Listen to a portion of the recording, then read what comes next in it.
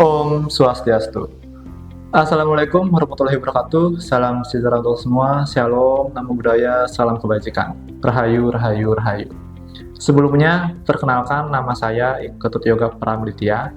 Saya merupakan tenaga pendidik atau guru di Utama Widyalaya Kejuruan Parisada Amapura, mengapu mata pelajaran susila dalam ajaran agama Hindu. Jadi pada kesempatan yang baik ini, saya akan menjelaskan ataupun berbagi terkait dengan praktik baik yang saya lakukan di satuan pendidikan. Pertama-tama, di sini saya ingin ceritakan dulu sedikit terkait dengan Sekolah Utama Widyalaya Kejuruan Parisada Amapura. Jadi sekolah ini berdiri tahun 2025 kemarin, dan saat ini sudah berjalan 2 rombel dengan jurusan. Yang pertama ada Tata Geraha dan juga Tata Boga.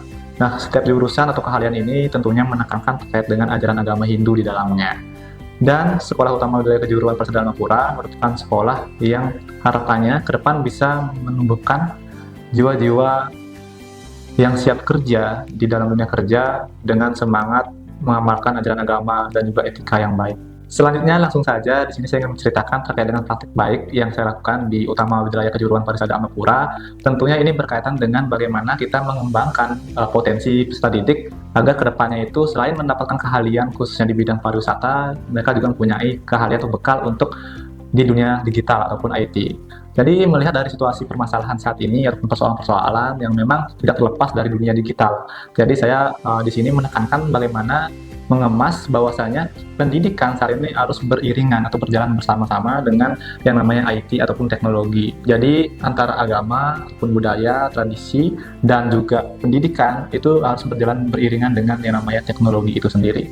Karena saat ini kita tidak bisa pungkiri juga bahwasanya dalam dunia pendidikan bahkan keseharian anak-anak itu tidak terlepas dengan yang namanya handphone. Jadi handphone, dan itu pun tentunya banyak sekali hal yang bisa dilakukan dengan handphone itu sendiri. Jadi dengan itu saya memberikan praktik baik atau pengalaman sharing kepada anak-anak terkait dengan bagaimana memanfaatkan teknologi itu di dunia pendidikan khususnya. Jadi dalam hari kesempatan ini saya memberikan suatu pengalaman praktik baik bagaimana pengembangan teknologi khususnya di Canva untuk menunjang pendidikan siswa.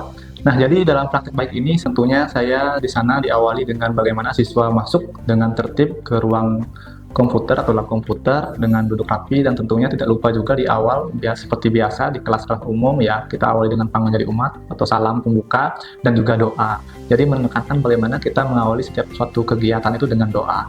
Nah, selanjutnya setelah itu kita lanjut di sana bagaimana saya memaparkan beberapa slide materi yang memang di dalamnya itu terkait dengan inti-inti bagaimana kita itu memposisikan diri sebagai siswa ke depannya memanfaatkan yang namanya teknologi. Nah, jadi di sini saya itu ingin mengemas bagaimana kita itu bukan hanya sebagai penonton kontennya aja gitu, tapi kita sebagai supplier ataupun orang yang membuat konten itu sendiri. Nah, dengan tuntutan ajaran agama, kita bagaimana bisa mengemas ajaran agama Hindu khususnya itu agar masuk ke dalam konten digital. Nah, baik itu dalam bentuk flyer postingan kah atau dalam bentuk video edukatif tentang agama. Nah, jadi di sini saya memberikan praktik baik khususnya untuk mengembangkan potensi anak-anak di dunia digital dengan mengemas suatu desain poster atau desain postingan dengan yang namanya bantuan aplikasi Canva. Nah, di dalam itu saya kemas juga berkaitan dengan muatan-muatan agama agar bisa masuk di dalam konten tersebut. Jadi diharapkan dengan adanya pembelajaran ini atau praktik baik ini, siswa-siswi itu bisa memahami bagaimana kita bisa memanfaatkan teknologi agar benar-benar produktif. Dan memang di sini menekankan bagaimana generasi muda itu harus peka terhadap dengan isu-isu. Misalnya kemarin saya tangkap dengan isu lingkungan. Nah, di sana kita tekankan bagaimana implementasi Trihita Karana di dalamnya. Jadi anak-anak otomatis akan mencoba untuk menggali dan mengaitkan antara isu daerah mungkin atau isu di rumah atau lingkungannya anak-anak dan diangkat dalam bentuk konten ataupun media. Nah, di sanalah diharapkan anak-anak itu mulai memiliki pemikiran yang kritis, terus analitis dan solutif untuk mencari suatu solusi, yang dimana mengaitkan tentang ajaran agama di dalamnya.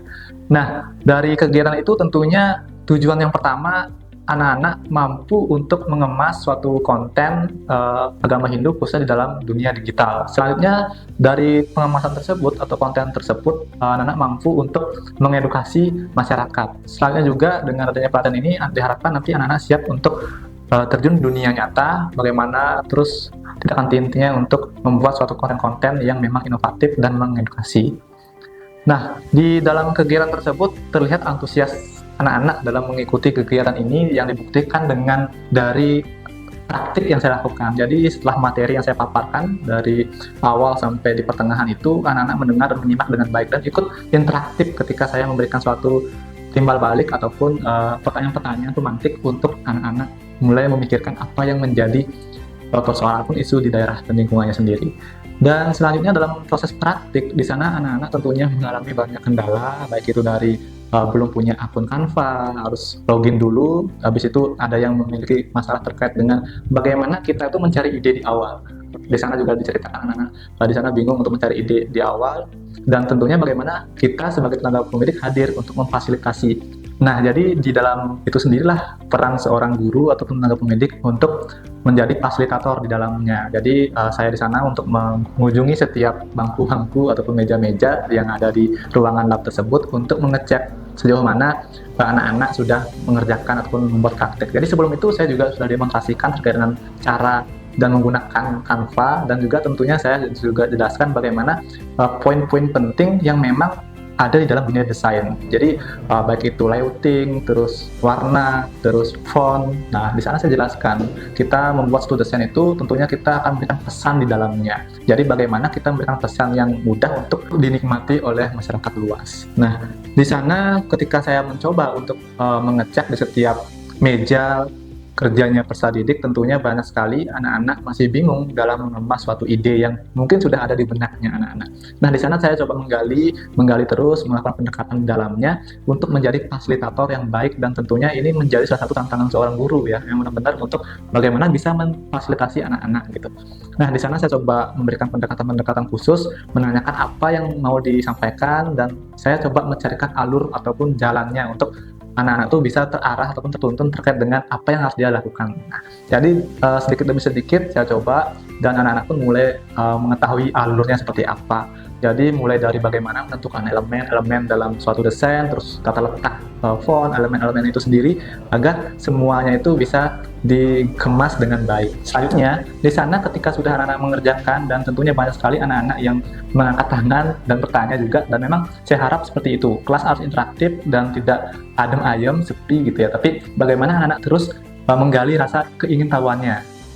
Nah, di dalam hal tersebutlah harapannya seorang guru tuh memang benar-benar bisa menjadi role model ataupun memberikan suatu penekanan-penekanan apa yang menjadi permasalahan setiap peserta didik. Dan habis melakukan praktik di sela-sela itu, saya juga menyelipkan ice breaking ya, sedikit ice breaking ataupun membuat suasana agar lebih aktif lagi, ceria lagi dengan adanya ice breaking. Nah, ice breaking yang saya ambil simple saja, saya tayangkan di TV digital ataupun papan digital. Nah, jadi kita memanfaatkan ya teknologi yang ada, kita belajar tentang IT. Tentunya IT juga harus menjadi pendukung dalam proses pembelajaran itu. Nah, jadi ada peralatan atau sarana yang kita gunakan yang namanya TV digital itu.